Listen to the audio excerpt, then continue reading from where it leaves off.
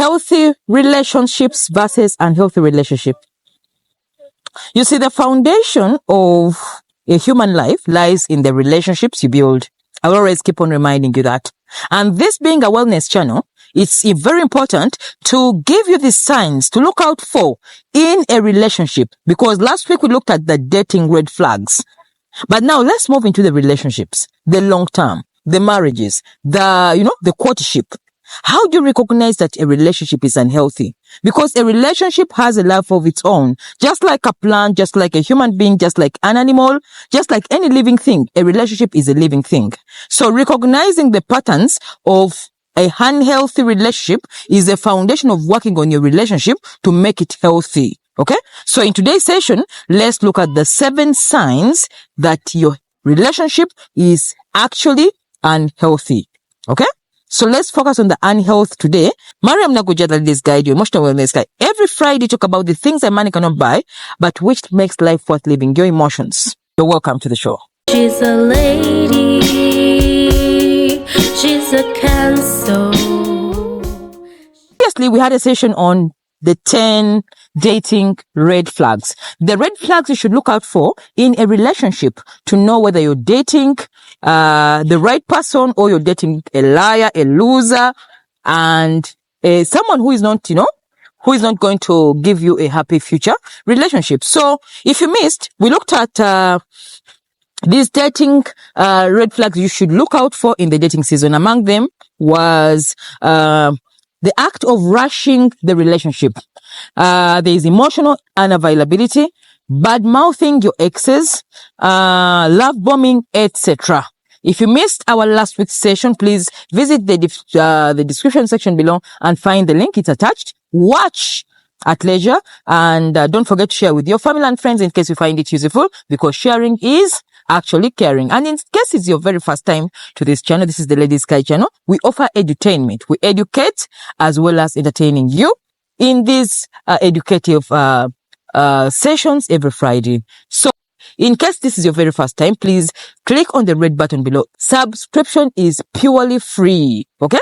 So subscribe that you may be notified every time we upload a video, every time you go live, or any time we have something new for you to learn and to grow. This is a passion, and my passion is your emotional wellness. Mariam Naguja, Ladies Guide.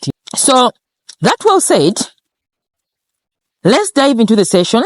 But before we do, let's look at last week's comments. It's really moved me. And thank you so much to those people who take time to comment. I can't take that lightly. It keeps me moving. It keeps me waking up in the morning to come and do this for you. So I would like to give my very good thanks to the following people, because they are repetitive. Right? And this is very important. They keep on coming back and commenting, giving us their experiences. And then when I'm reading, I just laugh a bit, and then they give me the topics for our next, session. We have, Pam Phoebe, there's Sylvia Kabajungu. We have, Faizo Mugalu. We have Gloria Kalule, Gloria Naluyange. We have Barbara, Taiba. Is it Taiba? We have Petronella. We have Brenda Namutebi. We have Fiona Birungi. We have Cynthia Flavia. We have Joan Chiberu. We have Sarah San. We have Dorina Olinga. We have Muhanguzi Innocent. We have Flavia Naka today. We have Abdunu, etc. They are so, and showing me that you're engaging. It's very important, because we give out these things. Naye abantu abasinga tebatwalabudde kutwebaza nakoma otubulira chiche tubakoledde. Okay, just read one of the comments that really moved me last week in the 10 dating red flags. There are people who are really following, and I really laugh when I read it.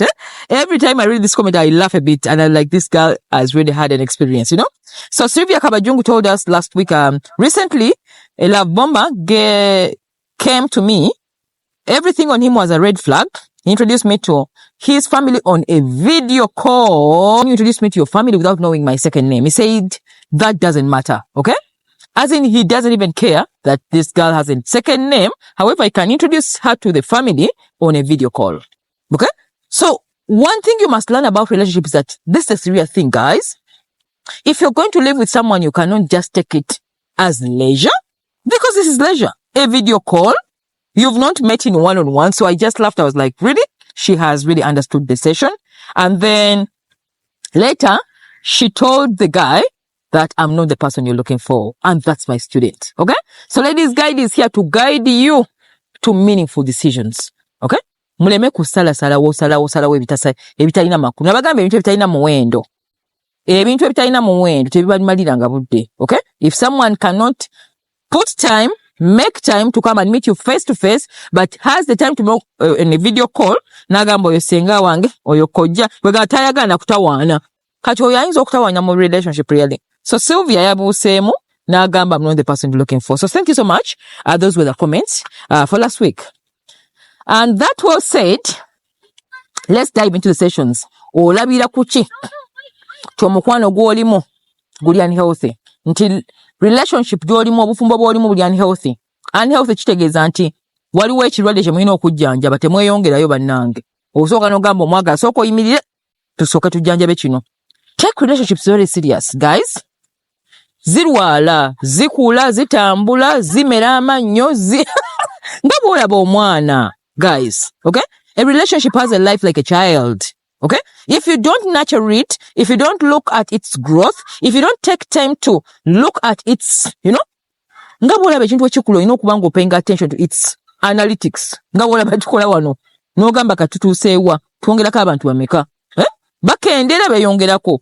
Are people liking or are they giving us, and we improve? So even your relationships, bw'oba oli mukyala mufumbo, bw'oba oli mwami mufumbo, twalanga obudde, you analyze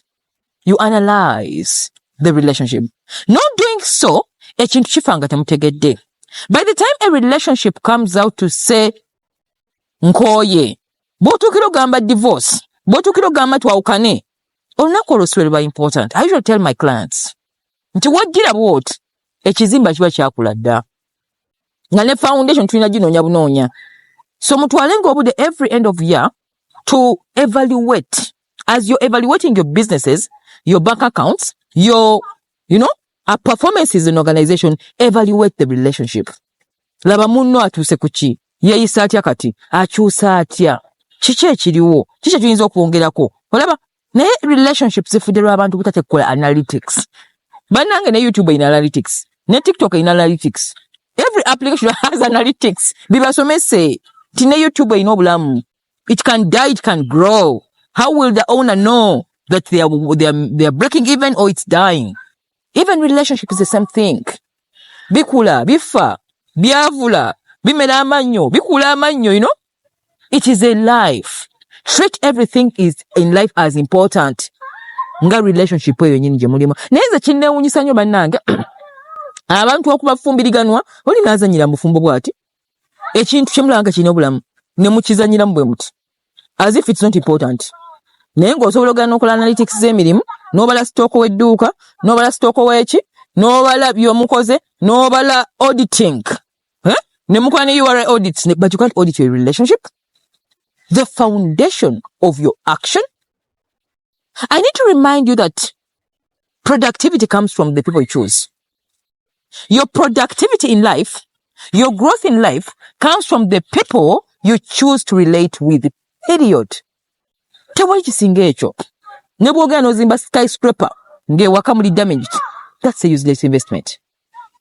It's useless. Ne bw'oweerimba. I don't know how much people have lost money. I don't know how much people have lost investments because of relating badly.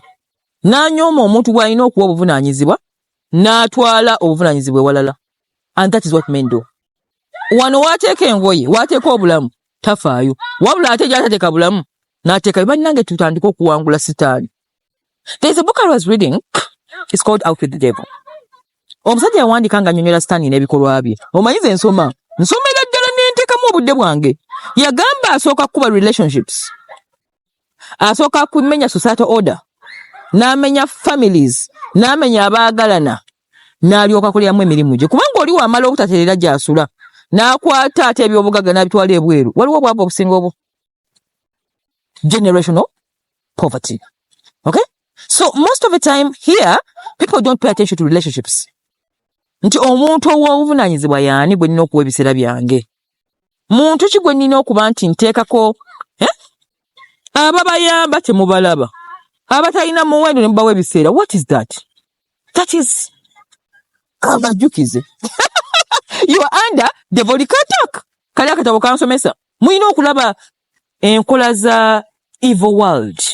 Esoka musosho nebononera ebintu ebyo. So when you're married, when you have a relationship with long term, pay attention strictly to the health of the relationship. And that's the reason for today's show.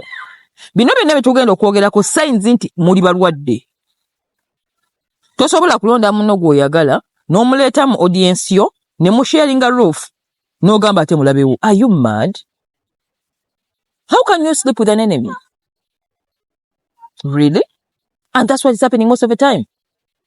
Abantu balina okwesiga tebe balabe bammwe. So leero katutereezeemu awo y'ensonga ya today's show. So number 1, betrayal. Betrayal. You see, when you are in a relationship, friendship, association, business, partnership, enkolagana yonna ezimbibwa ku bwesigwa. Trust. Your enemy is my enemy. Your friend is my friend. I don't know how much people don't understand the thing. Tobeeranga kola muntu nga mukwano gwo n'omugamba gundi otetukolagana n'akolagana naye. N'omugamba ne munnaye nagamba muntu otetukolagana nagamba nedda nze mwagalako business y'omugobe. Oyo otaba mukwano gwo. When it comes to relationship, the enemy of my lover is my enemy. I don't need to ask why. Kyekyabawo lwaki mwakyawagala tomwagala goyingira nawe ogamba nange sikwagala. Toyinza kumanya lwaki. Because relationships are built on emotional connection and cobwebs. So if we are already cobwebbed in a relationship and you have an enemy and then I join your enemy, kyokka tuli baagalwa. How many lovers in the house, how many married people are friends to enemies of their husbands or wives? Oyina gamba omuntu simwagala ne bakubeera bamukwano. Oyo omuntu abamulabewo banange. Let's look through actions. Omuntu ajja kwogera. Oyina bwagamba nga nti just mujjako business. Mbadde nakye mu marketing akomanya alina ekikyamu. So the role is your enemy is my enemy. I don't need to know why. Where the enemy of my lover is my enemy. Full stop. So betrayal comes in many ways. Intentional dishonesty. Obuntu obulimbalimba obutono bwemukola. White lies. Omuntu atayogera mazima. Tatuukiriza. Oyogera kino okola kirala. All that is a sign of betrayal. Because when I trust a relationship, when I've trusted you, I expect you to know that a relationship is built on trust. Nakwesiga. Okay? Nakwesiga. Tell them. Nakwesiga. Okay? So then, someone blackmailing you, that is betrayal. Talking behind your back, that is betrayal. Double faced. Kungulu akulaga kirala. Wemuva wakula kirala utaba mwagalwa. Kale njogera mu relationship ya love. Nene mu friendship kwekiri. Bobanga ne mukwano gwo nakugeya. N'okiwulirako. Soko omuyite mutuleko miti koga mikwano. Lero oli mukwano gwange. Because relationships are built on trust. Njagala mbere naawe neebake bwenti. Ngambe ndina omuntu omutuufu. Nga newe bajja okuwamba okungamba ekigambo okuwakanira. Bangamba nedda oyo alimba. Maria mwetasa kikola. Mufune ku bantu abawakanira. Naye olaba ng'omuntu nga kubetray nga ate agamba akwagala. Taba mukwano gwo. Awo mpangaddewo nnyo. Always remember, if somebody is in love with you, you are sharing a roof, yo mukolagana y'omunda, oyo muntu tomulaganga bukujjukujju. Omuntu ntuobo asitala bakantu bwe papa.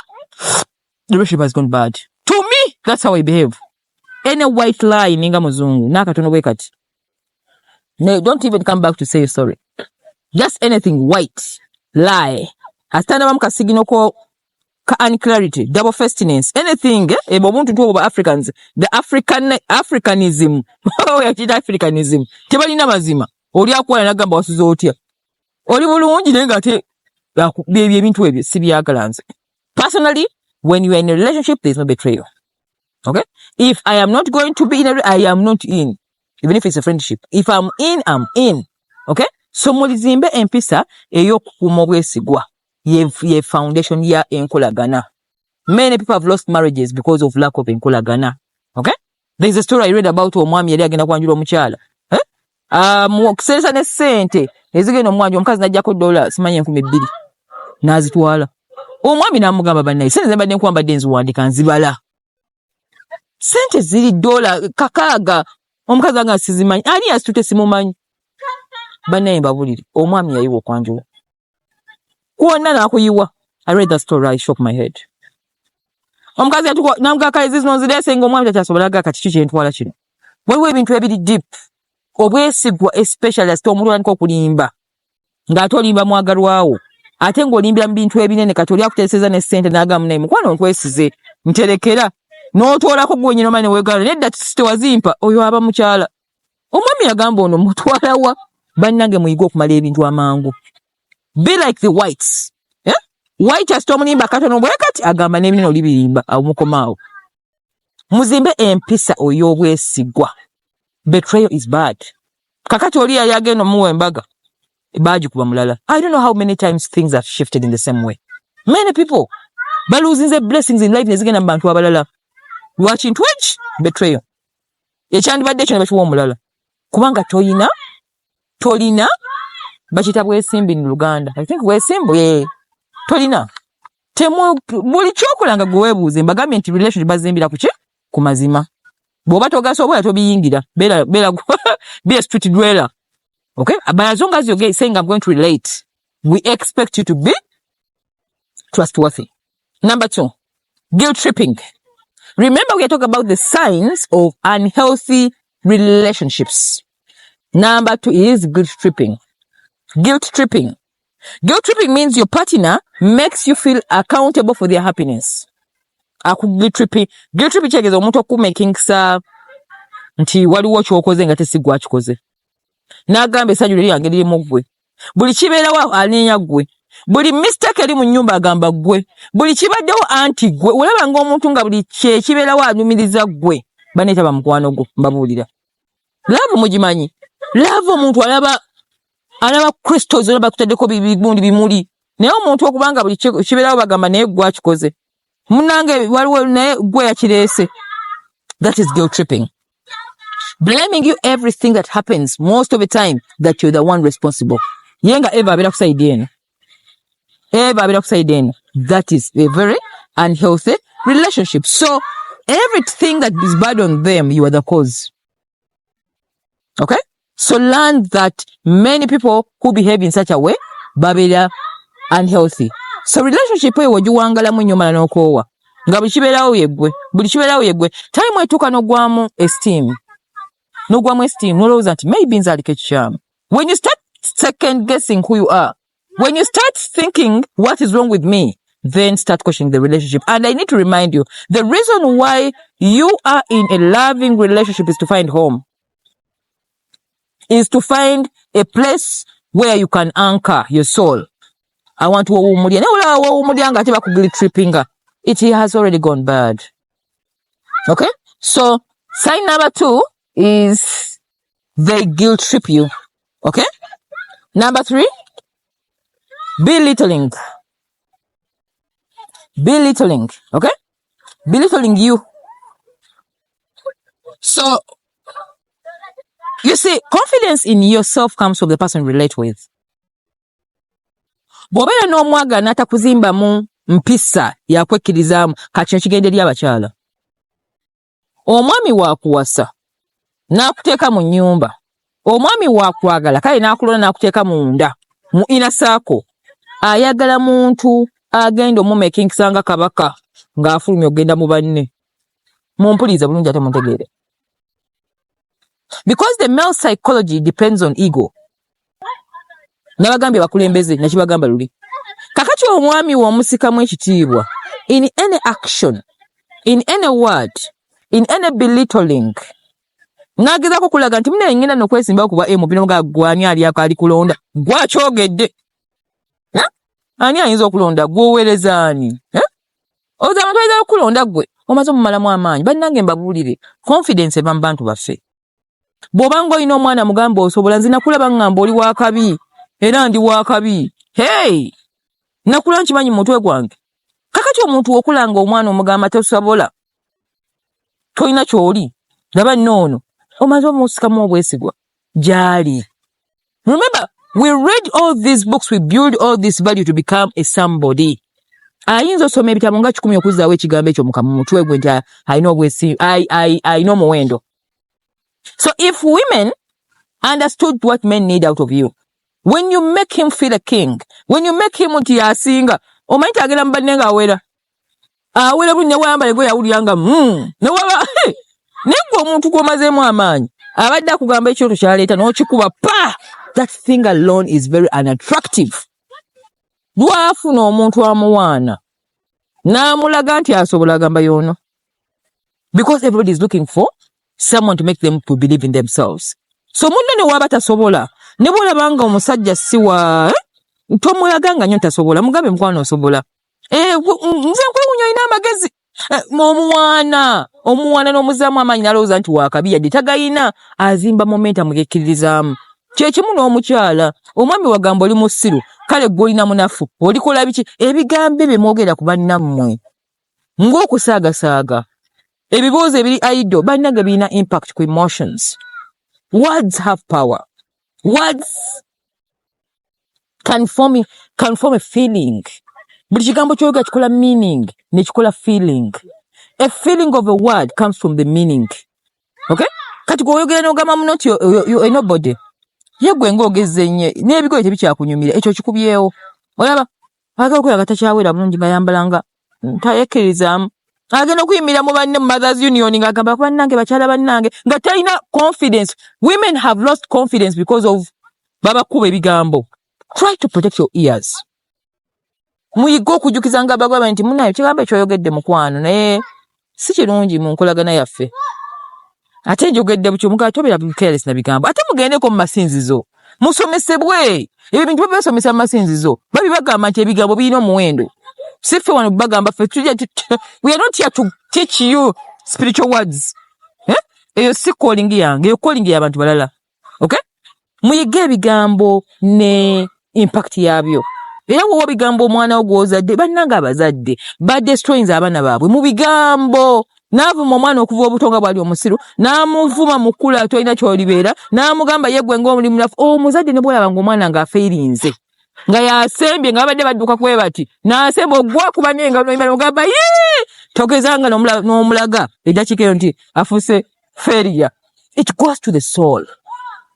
Success and failure goes to the soul. Okuzzaawo amaanyi ago, okuzzaawo omuntu okwekkiririzaamu. Most of the time people fall out of life. They drop off visions, dreams, school, olw'ebigambo abantu bwe bagambye. Nali mbaddeko ne client omukazi n'agamba bw'aba mugamba ndi musiru. Omukyala omugezi. Ne muyingiza classes zange n'aziyingira. Omukyala ali excellent. Now she's a manager in a certain bank. Nenga oli yamuvumanga omwami oli musiru. Ne mugamba oli musiru, lwaki ogamba oli musiru? Nga yakikkiriza n'okikkiriza. I worked on the lady, ne muwa obutabo. Bannange oli w'abaana bakati amanyi kye njogerako. Yafuuka omuntu omulala n'angamba Mariam simanyi na kino kyali kimbaddeko. Ne mugamba at times we need people to speak to us, to remind us of who we are. Okwejjukiza gwani. Teri azalibwa nga musiru bannaaye. Teri atalina muwendo ku nsi ne weebambwa, ne wekabakakapa, ne bwebankoko. Everything has a value, you know? So temukkiriza bigambo bikyafu kubayita mu kamwe eri bannammwe. Awonduddewo nnyo. Especially abaana. Especially omwagalwa. Ebigambo by'ogamba omusajja omwami wo bikola impact ku productivity ya the workplace. Atuuka wali nga takyawera. Atuuka mbanne nga aswala. Abakazi tebamanyi bintu bino. Atuuka wali nga ne bw'ayimya ku zidala aswala. Obwesigwa. Okwekkirizamu kuva ku ono gw'oyagala yagamba. Tinga oli wakabi. Mariam simanyi ani akusinga Kampala. Nze nga bampaana. Mukampala tewali mukyala akusinga. Ogenda ogamba ng'oza gwasinga naye ng'ate abasinga gye bali. Kati ogenda okujja wano nga you speak with confidence. Somebody has put you high up there. Learn to talk to your lovers the same way. Ne bw'oba talina ssente muwane mu birala. Ne bw'oba tanyirira muwane mu kirala. Mugambe munnaaye tomugamba ndabikaye, mugambe naye oli musajja mugezi nnyo. Oli musajja mugezi sikulabanga nako. Oli musajja wakabi nnyo, kale oli muyonjo, otegeera, muyiga okuwaana abaami. Olaba, naye abakazi be bakuba abasajja. Omusajja agenda otuuka ebweru nga yaswadde dda. Essenda azikola ati. Esteem is built on words. I want to do. I want to do. If you want to make somebody productive, up there, beat your child. Okay? Any belittling kills the relationship. And that's a red flag. Totally healthy. Number 4, over possessiveness. Ekyo nakibagambako mu dating red flag. Kakati woyingira munda mu relationship, omuntu n'ayagala okupossessinga. My wife is my property. My husband is my property. Bannange tewali muntu owninga munne. Bino mulya omuwerimba bwerimbi. But when it comes to relationships, time wetuka muna muli ba individual. Okay? So, when you are in a relationship where someone wants to possess you, they want to clone you. Nakubuuza obeera n'abaani, oyo Mariam simwagala, emikwano yagikulondera, gy'otambulira yakulonderayo. Tayagala abantu bakusemberera, that is possession. Last musigala aba. Next is poverty. Poverty. Relationships build money. Relationship brings opportunities. Every relationship that comes in your life, inachi yakuongerako. Omwagala waba kuwala, batajja kuwa bilala. Wewe bengendo kuwa nga ndi mukwano kunenge taswabi kuwa. Katoli wagamba musigale babiri. Ogenda malo mu dependingako. Next is narcissism and poverty. Kubanga musigadde aba. Obongo mboga saba. Ate muli ku level yemwe endowooza teri ayongera ku munne. Okay? So then when someone wants to possess you in a relationship, it's a sign that a relationship is very, very, very unhealthy. Okay? So number 5, remember we are on 7 signs that you are in an healthy relationship. Nti relationship yammwe ndwadde, enkolagana ndwadde, obufumbo bulwadde, omuntu ono gwe muli naye enkolagana ndwadde, si mwa abalwadde but enkolagana erwadde. These are the signs. Okay? Number 5, manipulative behaviors. Manipulative behaviors. Just like possessiveness, there's what they call emotional manipulation. For those who missed our show on narcissistic personalities, you can go to the search and type Mariam Naguja narcissism. Bajakwa videos are one-way relationship. When a relationship becomes a one-way, ng'omu yawaayo omulala yafuna. Omu yawaayo omulala yafuna. Bannange mwali mubaddeko n'omuntu ng'omuwanga takuwa. Have you ever been in that friendship, a relationship? Nga gwowaayo tawutaleeta. Time notukano gamba naye n'omuntu musiru oba si musiru. Ate nga alina akirabi. Okay? So when it becomes a one-way, most of the time people become manipulative. Manipulative means they start to emotionally flipping you up to do things they want. If you don't do them, never sirika. Nakugostinga. Bw'ogaana okukola ekintu ky'obadde omukolera bulijjo nga yeesirisa oddemu okikole. Nabagamba silent treatment is a sign of manipulation. Buli akubanga silent treatment nga muli mululu nga twaki omukoze kitegeeza alina kyayagala okukozesa. Bw'akomawo alina kyagenda okusaba. Watch out when people come back after silence. They want to use you. So when a relationship becomes manipulative, it is not healthy. When people become manipulative, they become hot and cold. You don't know what to expect. If you read narcissistic personalities, but narcissists, the God's gift to women. Ebirabo bya Katonda eri abakyala. Yabiwa basanyusa baka bya maziga. Manipulation is one tactic they use. They use manipulation, pain, confusion. Olya kuba confusion, na kuongerako pain, na kuwa manipulation. No wungira dala. So when it becomes a manipulative behavior, somebody ghosts you to use you. They go silent to use you. They force you to do things which are out of your comfort because bagala. Relationship time netuuka nga eri one way. Nga gwawaayo, bafuna, tofunamu. And you know what happens to a relationship where you invest and you're not getting back? Omanya kibeerawo nabagamba Victoria Thomas, the cat. I told you about the cat which I brought and it hurt me. I invested a lot and it ran away after some time, after eating all our money. Okay? So when you invest in a relationship and somebody is not coming forth, Kitegeeza time etuuka ng'omunoonya bunoonya. Onoonya omuntu ono tomunoonya kubanga omwagala, omunoonya kubanga otaddemu kinene.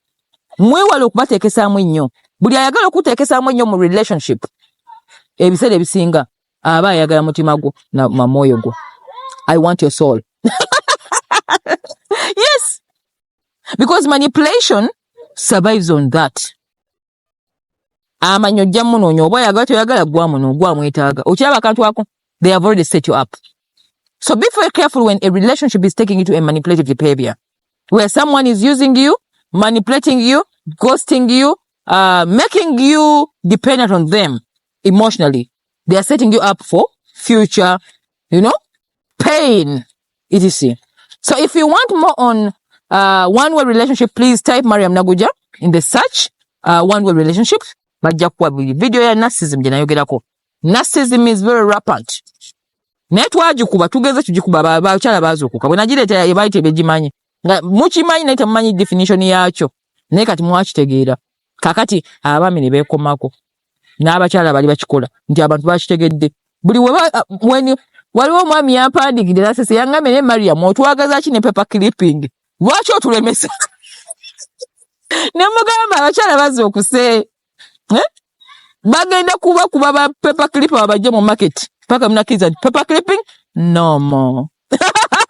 Munonye tactic akalala. Owa kuyo muna clipping abiki simanyi. Because paper clipping is also now a new form of narcissism. Putting people emotionally on hold until when you think through. Go oyagala ya omunonyeza kubanga omutadde ku paper clip n'omuwanika wali nti kanja kujjira esawa yonna.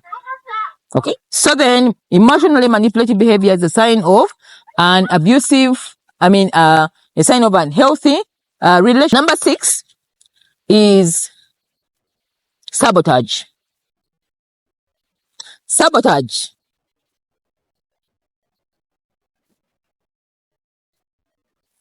When people relate, when people get married, when people stay longer together, there's something that's set in. When someone becomes fond of you, they breed contempt. There's a way familiarity breeds contempt. I don't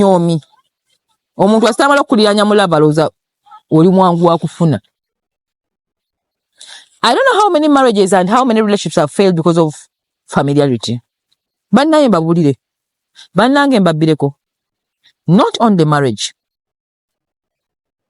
not on the love, not only relationships, be it friendship, be it business, be it association, be it boss-employee relationship, you grow familiar to it. Every day that the sun rises, treat everything as if it's first day in your life. That's the secret to success. Simula bumoka. Oba olunda bisolo, oba oli mu farmer, oba oli mutunzi wangoye, oba oli mutunzi wa dduuka, olina business, oba buli kyokolanga n'ogezaako kiyisaamu amaaso okifula ekya bulijjo. Because okimazeemu emyaka mingi, kitandika okufa. That's the law of nature. Familiarity. So, how do we relate with people and we don't stay familiar? Mubeera mutana abantu tamanyira togezanga nnyo kumanyira muntu. Yadde mu babaagalwa. Kiteekenga mu bwongo bwo nti you are individuals in a relationship. Mwakulya wanjawulo ekyabaga teyali love. Ate love ekyukakyuka buli lunaku. Omuntu omulekera ekitiibwa kye. N'otegeera psychology behind women, psychology behind men. N'otagezaako kuleeta kumanyira nti aho wa bulijjo. Nabigere n'obisuula wali. Because mwemanyira dda ate tuli bafumbo. Familiarity ereeta ebintu ebi. Bw'omala okiteeka mu muntu nti familiarity etta ebintu. Ereeta sabotage. Bibira ati mbagira wakye bwa sabotaginga.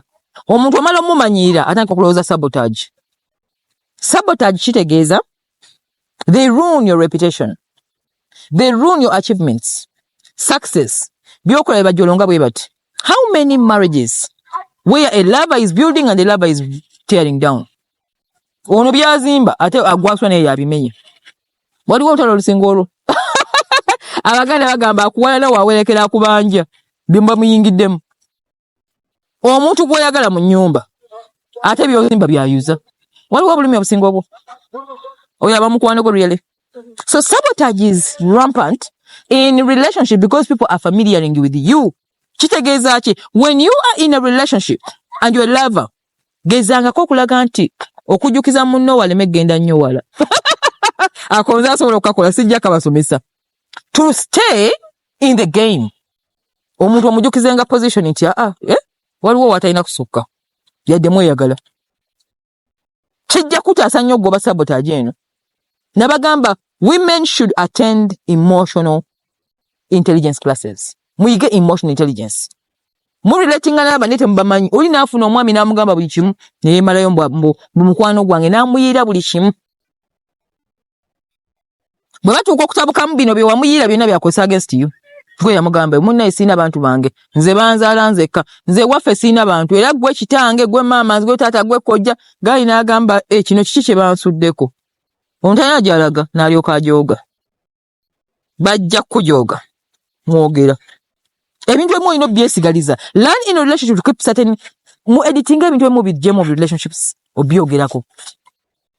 Because bye sabotage. Familiarity. Bulina akujooga kubanga wamala dde omugamba. Musigale nga waliwo ka mystery. Oli agamina yono yaani. Oyangamba naye Mariam bangamba nti naye Mariam sina answer eyo. Answer tagiina.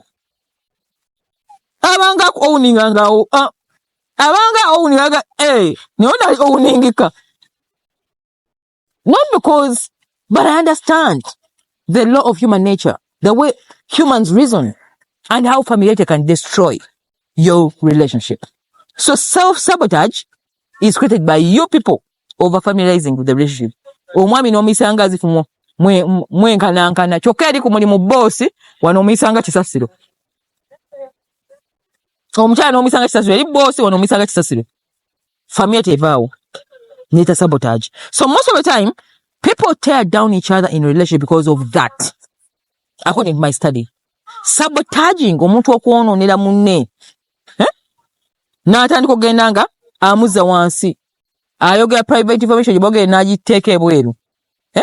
Wewe nasoma mabegako mu bukedde omwami yalina businesses n'agenda n'afuna omukyala ebweru omukyala n'agenda n'atunda ebintu n'abyonoonera buli kimu. Omwami n'amuwabuuza omukyala yabuuza omwami within a month nga talina kyalina. That is sabotage.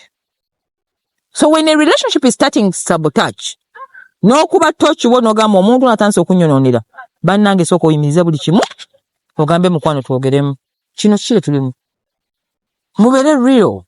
Learn to be real.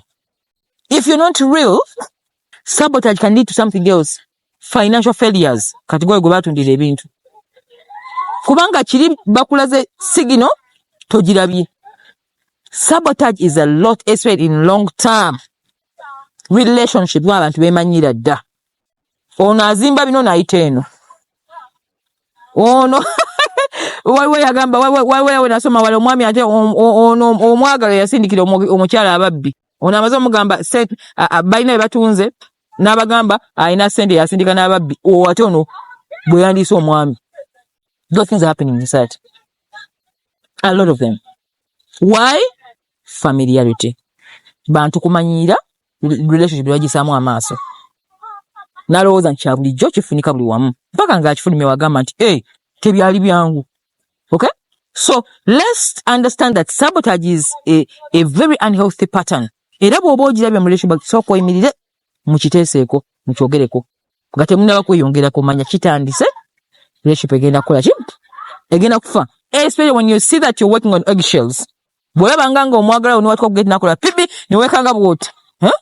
Naye ng'akoze pibi noga atuuse ezo eggshells. Otambulira ku biteeso okola eby'amagi. Kitegeeza nti relationship tekyali yasanyu. Omuntu ono waliwo ekyateredde. Okay? And work on it. Lastly, as we wrap it up, unhealthy signs of a relationship this is obvious, physical abuse. Byonna bye mbagambye tutandikidde bigwera ku physical abuse.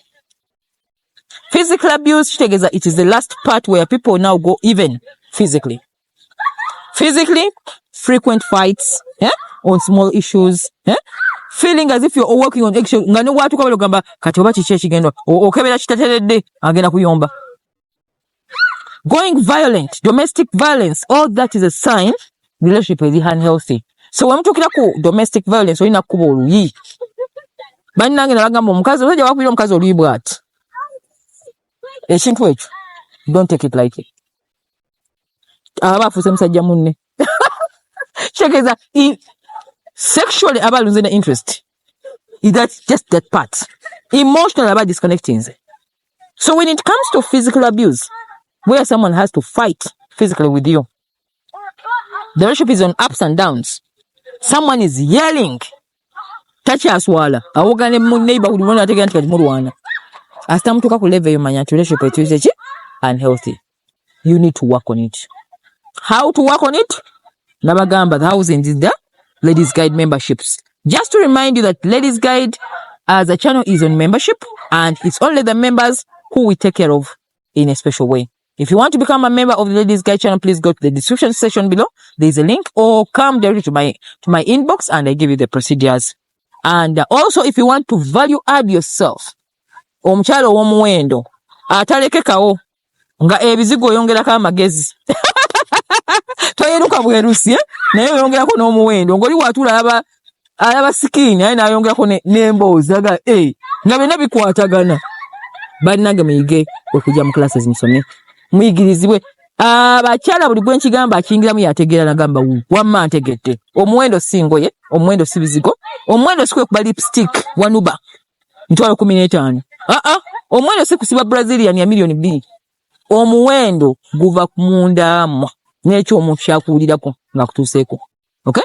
So we work on yourself and we have these classes. If you're interested in becoming my student, please write to us on this number below. Njakuwa procedure, and those who need counseling and guidance still write to this number below. Always remember the value of a woman lies on the inside.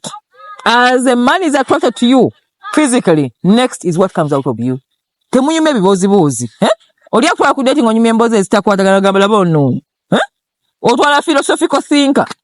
Alabye ekikazi kirira bwe kiti. Ne mugendako mu mbozi munyumye. Ogenda okola ebigambo ebikuvaamu n'agamba ono antwalawo ono. Abimala.